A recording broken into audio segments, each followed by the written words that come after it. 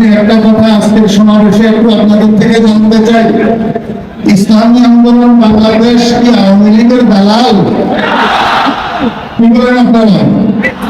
আওয়ামী লীগকে এদেশ থেকে বিতাড়িত করার জন্য বৈষম্য বিরোধী ছাত্র আন্দোলনের সাথে ঐক্যমত্য পোষণ করে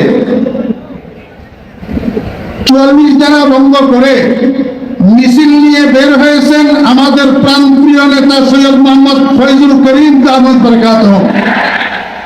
কিন্তু আমরা ইতিমধ্যে দেখতে পাইতেছি ফেসবুকের মধ্যে এক বেয়াদব তার আইডি থেকে প্রতিনিয়ত প্রচার করতেছে ইসলামী আন্দোলন আওয়ামী লীগের দালাল। এর থেকে আমরা যেন প্রতারিত না হই।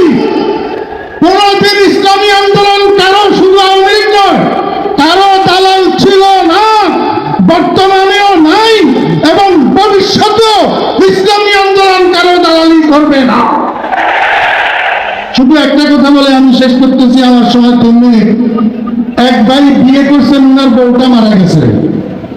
এখন বউ মারা যাওয়ার পরে ওনাকে সবাই বলতেছে ওনার একটা শালী আছে, শালীটা বিয়ে করার জন্য।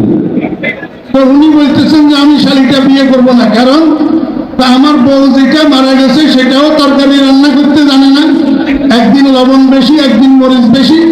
এখন যদি শালী বিয়ে করি তো এটাও তরকারি রান্না করতে জানবে না, একদিন লবণ বেশি একদিন মরিচ বেশি হবে। আমার ভাইয়েরা, আমি আপনাদেরকে বলতে চাই, আমাদের দেশের পরিভাষায় বলে আগের বউয়ের শালী, অর্থাৎ আগের বউয়ের বউ মানে এটা আগের বউয়ের শালী। ওই আগেরটা যেরকম পরেরটাও সেরকম। খবরদার, আগামী নির্বাচনে আমরা যদি আগের বউয়ের শালী বিয়ে করি তা আবার আমাদের দেশে কখনো লবণ বেশি কখনো মরিচ বেশি, চুরি আর বাটপারি ছাড়া কিছু হবে না।